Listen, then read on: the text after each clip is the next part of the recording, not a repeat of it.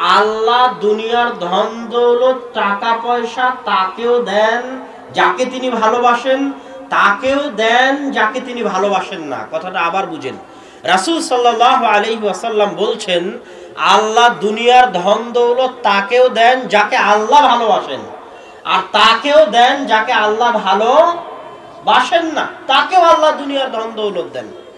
কিন্তু আল্লাহ সুবহানাহু ওয়া তাআলা ইউতি, তার ইবাদত করার সুযোগ, তার দাসত্ব করার সুযোগ শুধু তাকেই দেন লিমান ইউহিব, যাকে আল্লাহ সুবহানাহু ওয়া তাআলা ভালোবাসেন।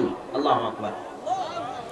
আল্লাহ আপনাকে ভালোবাসে কিনা এটার প্রমাণ আপনি আজকে কয় হাজার টাকা ইনকাম করতে পেরেছেন, এটা আমার সাথে একটু কথা বলতে হবে। এটা আল্লাহ আপনাকে ভালোবাসেন কিনা এটার প্রমাণ হচ্ছে আপনি আজকে ফজরের সালাত আদায় করার তৌফিক আল্লাহ আপনাকে দিয়েছে কিনা। ওজনে দাড়ি পাল্লায় মাপেন, আল্লাহ আপনাকে আজকে ফজরের সালাত আদায় করার তৌফিক দিয়েছে কি? আজকে সারা পৃথিবীতে আল্লাহর অনেক বান্দা আছে যারা সিয়াম থেকেছে, নফল সিয়াম। আজকে কি আল্লাহ আপনাকে নফল সিয়াম রাখার তৌফিক দিয়েছেন? পৃথিবীর অনেক বান্দা আছে যারা আজকে রাতেও তাহাজ্জুদের সালাত আদায় করবে। আল্লাহ কি আপনাকে তাহাজ্জুদের সালাত আদায় করার তৌফিক দিয়েছে? দেয়নি। সকালবেলা ফজরের সময় উঠে দেখবেন একজন বৃদ্ধ মানুষ কনকনে শীতের মধ্যেও ফজরের সালাতে চলে যাচ্ছে জামাতে আদায় করতে। বুঝে নিবেন আল্লাহ কাকে ভালোবাসে? ওই বৃদ্ধ মানুষকে ভালোবাসে। আর টাকার দরকার নাই তো, পৃথিবীর মানুষ ওকে দাম দিবে না। হাদিসে আছে, রাসূল সাল্লাল্লাহু আলাইহি সাল্লাম বলেছেন, দুনিয়াতে এরকম হাজারো মানুষ আছে যারা কোনো মজলিসে গেলে তাদের সুপারিশ শোনা হয় না। আজকের প্রোগ্রাম একজন বড় ব্যক্তির সুপারিশের কারণেই দেওয়া। তাহলে পৃথিবীতে এরকম হাজারো মানুষ আছে যারা সুপারিশ করলে তাদের সুপারিশ শোনা হয় না। মজলিসে কোনো দাবি পেশ করলে তাদের দাবি গুরুত্ব দেওয়া হয় না। কিন্তু জেনে রাখো, ওই ফকির, ওই মিসকিন যাকে দুনিয়ার মানুষ মূল্য দেয় না, যাকে দুনিয়ার মানুষ দাম দেয় না, সেই ওই ব্যক্তি যার জিকির, যার স্মরণ আসমানের উপর আল্লাহর নিকটে সবচেয়ে বেশি হয়। আল্লাহু আকবার। সে আল্লাহর সবচেয়ে প্রিয় পাত্র। মান ওয়ালাহু ওয়ালাহুল্লাহ, ওর সাথে যে ভালো ব্যবহার করবে আল্লাহ তার সাথে ভালো ব্যবহার করবে। মান আদাহু আদাহুল্লাহ, ওর সাথে যে শত্রুতা করবে আল্লাহ তার সাথেও শত্রুতা করবে। আপনি বুঝতেও পারবেন না কোন পাপে আপনি ফকির হয়ে গেছেন। আসলে কোনো একদিন আল্লাহর কোনো প্রিয় বান্দাকে অপমান করেছিলেন, তাই ফকির হয়ে গেছে। তাই আপনার ছেলে মেয়ে হয় না, তাই আপনার ছেলে মেয়ে সব পঙ্গু। কথা বুঝতে পারেননি? কোন এরকম অসহায় আল্লাহর বান্দা যাকে কে ভালোবাসে? আল্লাহ ভালোবাসে। তার প্রতি জুলুম করেছিলেন আপনি জানেন না, কেন? ওকে তো দুনিয়ার মানুষ দাম দেয় না। এজন্য খবরদার, মাআযাল্লাহ, খবরদার, মাআযাল্লাহ, মানুষের চোখের পানির কারণ হবেন না। মানুষের চোখের পানির কারণ হবেন না। সব আল্লাহ সুবহানাহু ওয়া তাআলা ক্ষমা করে দিবে, কিন্তু আল্লাহ তার মাজলুম বান্দার চোখের পানি, তার দোয়া, এইটা আল্লাহ সুবহানাহু ওয়া তাআলা যতই আপনি ক্ষমা চান ক্ষমা করে দিবেন না। অতএব সাবধান। সম্মানিত উপস্থিতি, তাহলে এই জায়গায় আমি যেটা আপনাদেরকে বুঝাতে চাচ্ছি যে আল্লাহ রাসূল বললেন দুনিয়ার মূল্য যদি মাছের ডানার সমান হয় কাফের পানি পাবে না। দুনিয়ার সব ধনী কাফের। রাসূল সাল্লাল্লাহু আলাইহি সাল্লাম বললেন, শোনো, আল্লাহ তোমাকে ভালোবাসে কি বাসে না এটার প্রমাণ হচ্ছে তুমি আল্লাহর ইবাদত করতে পারছো কিনা এটা। আর তুমি কি যে আল্লাহ শাস্তির মধ্যে রেখেছে, পাপের মধ্যে রেখেছে, তোমার সবচেয়ে বড় শাস্তি, সবচেয়ে বড় শাস্তি যে তুমি পাপের মধ্যে আছো, তুমি মাতরুদ, মাহরুম আন রাহমাতিল্লাহ, আল্লাহর রহমত, আল্লাহর দয়া, আল্লাহর করুণা দৃষ্টি থেকে তুমি বঞ্চিত, আল্লাহর দয়া থেকে বিতাড়িত, আল্লাহর রহমত থেকে বিতাড়িত, আল্লাহর দরবার থেকে বিতাড়িত। এটাই তোমার জন্য সবচেয়ে বড় শাস্তি। তুমি যদি দেখো তুমি সুদের মধ্যে আছো, বুঝবা তুমি শাস্তির মধ্যে আছো। তুমি যদি দেখো তুমি হারাম সম্পর্কের মধ্যে আছো, বুঝবা তুমি শাস্তির মধ্যে আছো। এটা শাস্তি, অরিজিনাল রিয়ালি শাস্তি। কেন? আল্লাহ সুবহানাহু ওয়া তাআলা পবিত্র কোরআনে বলছেন, রব্বানা যালামনা আনফুসানা ওয়া ইল্লাম তাগফির লানা ওয়া তারহামনা লানাকুনান্না মিনাল খাসিরিন।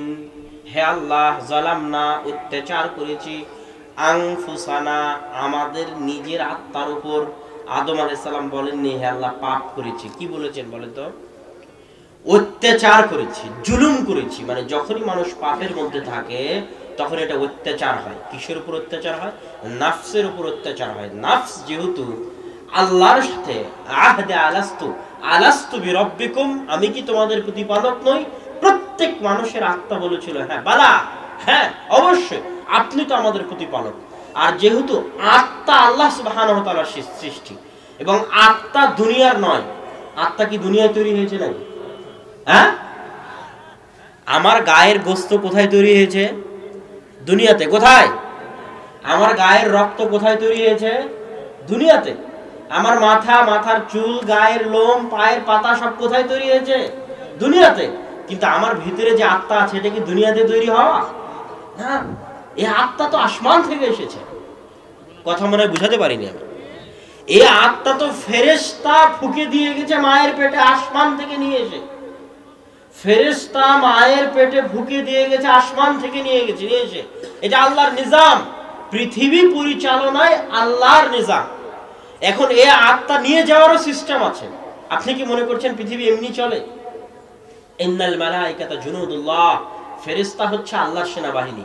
পৃথিবী কিভাবে চালাতে হবে আল্লাহ ফেরেশতাদের মধ্যে দায়িত্ব বন্টন করে দিয়েছে।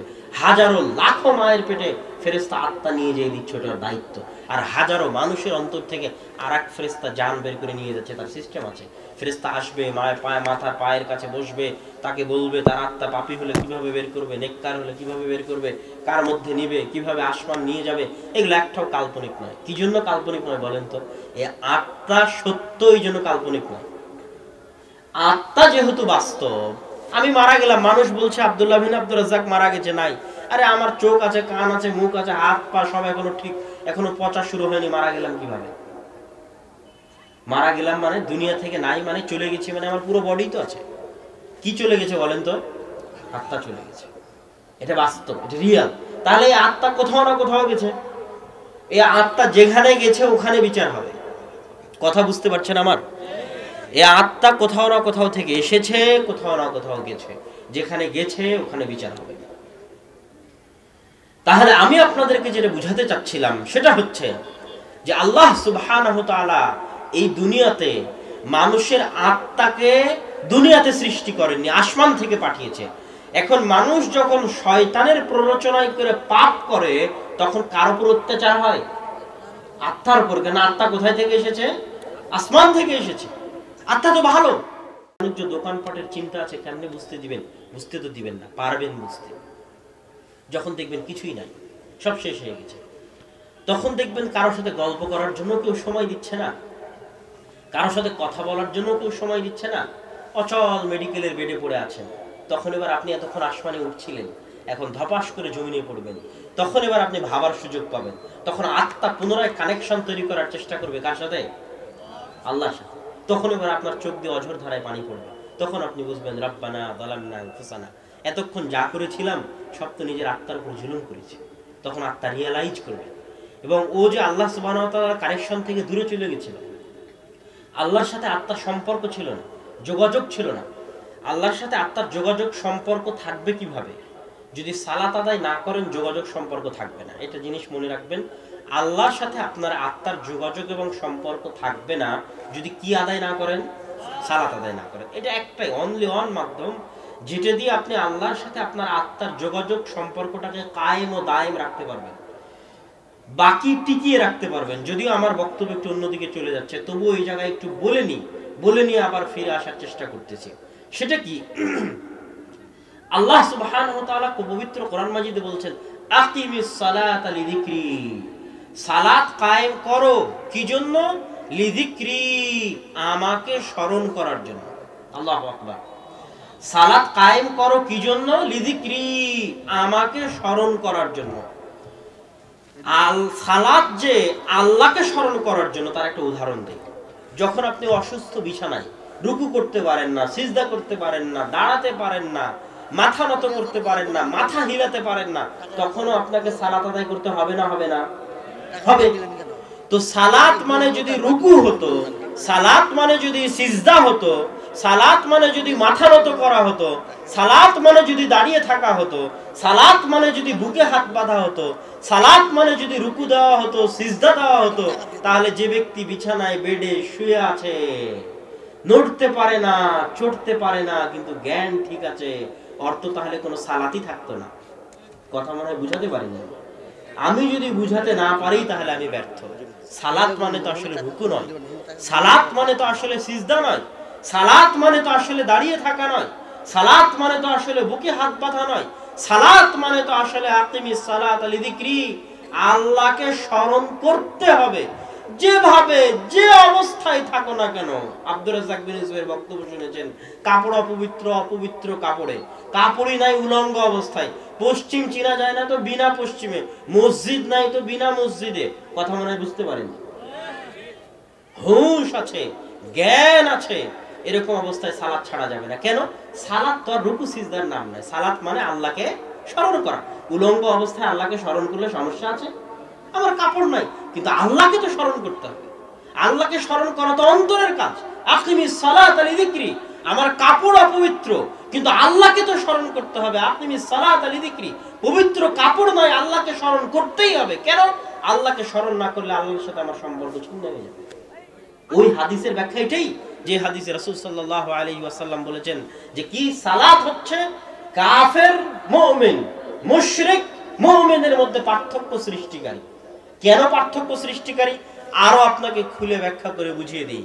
আচ্ছা, একজন হিন্দুকে যদি আমি বলি, হিন্দু ভাই আপনাকে ইসলাম ধর্ম গ্রহণ করতে হবে, ও বলল ঠিক আছে ইসলাম ধর্ম গ্রহণ করলাম। এখানে আসলো আব্দুর রাজ্জাক বিন ইউসুফের হাতে ইসলাম ধর্ম গ্রহণ করবে, বলল আশহাদু আল্লা ইলাহা ইল্লাল্লাহ ওয়া আশহাদু আন্না মুহাম্মাদার রাসূলুল্লাহ, আমি সাক্ষ্য দিচ্ছি আল্লাহ ব্যতীত কোনো মাবুদ নেই, আমি সাক্ষ্য দিচ্ছি মুহাম্মদ আল্লাহর রাসূল সাল্লাল্লাহু আলাইহি ওয়াসাল্লাম। সেই কালেমা পড়ে মুসলমান হয়ে গেল। এখন ওর জন্য নিষেধাজ্ঞা অনেক কিছু। নিষেধাজ্ঞা অনেক কিছু মানে নিষেধাজ্ঞা হচ্ছে এই তুমি সুদ খেতে পাবে না, এই তুমি জেনা করতে পারবে না, এই তুমি চুরি করতে পারবে না, অন্যায়ভাবে অন্যের সম্পদ মারতে পারবে না, গীবত করতে পারবে না, অপবাদ করতে পারবে না। এগুলো সব কি বলেন তো? নিষেধাজ্ঞা। কিন্তু ও করবে কি? আমি যদি সব নিষেধাজ্ঞা থেকে বিরত থাকি তাহলে কি আমার আর করার কিছু থাকছে? কিছু করার থাকছে না। আমি সুদও খাই না, ঘুষও খাই না, জেনাও করি না, চুরিও করি না। এখন আমি যে মুসলমান তার প্রমাণ কি? আমি তো এখন সকাল সন্ধ্যা যাচ্ছি, বাজার ঘাট করছি, হালাল পন্থা ইনকাম করছি, চলছে, আমার করণীয় কি? মুসলমান হলাম কি জন্য? এখন আপনি বলবেন ও মুসলমান হয়েছে হজ করার জন্য। তো হজ জীবনে কয়বার ফরজ? তো সারা জীবনে একবার হজ করার জন্য মুসলমান হয়েছে? এটা কি লজিক্যাল মনে হয় আপনার কাছে যে একজন হিন্দু মুসলমান হয়েছে কি করার জন্য? কালেমা পড়লো, আশহাদু আল্লা ইলাহা ইল্লাল্লাহ মুহাম্মাদুর রাসূলুল্লাহ, এখন আর কোনো কাজই নাই। কবে হজে যাবে? জীবনে একবার হজ করবো, একটাই কাজ, আর কোনো কাজ নাই। এটা কি লজিক্যাল মনে হয় আপনার কাছে? যুক্তিসঙ্গত মনে হয়? কিসের জন্য? বলবেন যে রমজান মাসে রোজা রাখার জন্য। তাহলে বাকি 11 মাস কি করবে ওই হিন্দু? কি জন্য মুসলমান হয়েছে? বাকি 11 মাস বসে থাকবে, বসে থেকে ও 1 মাস রোজা রাখিয়েছে এই জন্য মুসলমান হবে? এটা হতে পারে না। ও আসলে মুসলমান হওয়ার না হওয়ার মধ্যে একটাই পার্থক্য, ও যদি সত্যি মুসলমান হয় তাহলে একটাই কাজ, আর কোনো কাজ নাই। সে কাজটা কি বলেন তো? সালাত। সালাত। আর যদি সালাত আদায় না করে তোর মুসলমান থাকার দরকার নাই। ওই সারা জীবনে একটা হজ করার জন্য মুসলমান হওয়ার কি দরকার? সারা বছরে একবার সিয়াম পালন করার জন্য মুসলমান হওয়ার কি দরকার? প্রয়োজন নাই। মুসলমান হয়েছে মানে একটাই কাজ আছে, সে একটা কাজের নাম কি? সালাত। আর সালাত নাই মানে ওর মুসলমান থাকার দরকার নাই। আর এটাই বাস্তব। ও যদি সালাত আদায় না করে ওর কোনো ইবাদতই কবুল হবে না। এটাই বলছিলাম যে আত্মার সাথে আল্লাহর সম্পর্ক। তো আত্মার উপর অত্যাচার করা হয়, আত্মার উপর জুলুম করা হয়। আত্মার উপর এই জুলুম এবং এই অত্যাচার আমাদেরকে দুনিয়া থেকে ভুলে রাখে। দুনিয়া থেকে ভুলে রাখার মাধ্যমে আমরা আমাদের আত্মার উপর অত্যাচার করি। সম্মানিত উপস্থিতি, এই আলোচনার শেষের দিকে গিয়ে এবার আগাই আরেকটু সামনের দিকে, যে রিজিক কি নির্ধারিত, না আমি রিজিক নিজে নিজেই অর্জন করতে পারবো? রাসূল সাল্লাল্লাহু আলাইহি ওয়াসাল্লামের ভাষা এবং পবিত্র কোরআনের আয়াত স্পষ্টভাবে প্রমাণ করে যে রিজিক হচ্ছে পূর্ব নির্ধারিত। কত শক্তভাবে পূর্ব নির্ধারিত যে আব্দুল্লাহ বিন মাসউদ রাদিয়াল্লাহু তাআলা আনহু বলছেন যে মানুষের মৃত্যু মানুষকে যেভাবে তাড়ে, দাবাড় দেয়, তাড়ে, ধাওয়া করে, ধরে, মানুষের রিজিক ওইভাবে মানুষের পিছনে ধাওয়া করে। এই যে আজকে বছর শেষ হচ্ছে, আগামীকাল কতগুলো ছেলে পেলে আছে যারা 31st নাইট পালন করবে? আমার ধারণা আছে এখানে কিছু ছেলে আছে অবশ্যই যারা আগামীকাল 31st নাইট পালন করবে। তাদের উদ্দেশ্যে এই কথাটুকু বলি, সেটা হচ্ছে মৃত্যু মানুষকে ধাওয়া করে, মৃত্যু মানুষকে ধাওয়া করছে, মানে এই বছর চলে যাচ্ছে মানে আমি মৃত্যুর আরো কি নিকটে। বয়স আমরা যেভাবে বলি সেভাবে আসলে বয়স হয় না। আপনি আমাকে জিজ্ঞেস করলে বলছেন আপনার বয়স কত, আমি বলবো আমার বয়স 27 বছর, কিন্তু আসলে এটা আমার বয়স নয়। আমার বয়স যদি আল্লাহ 60 বছর লিখে রেখে থাকে, আর যদি আমি 27 বছর পার করে গিয়ে থাকি, তাহলে আমার আর বয়স আছে মাত্র 33 বছর। কত বছর? 33 বছর। তো সম্মানিত উপস্থিতি,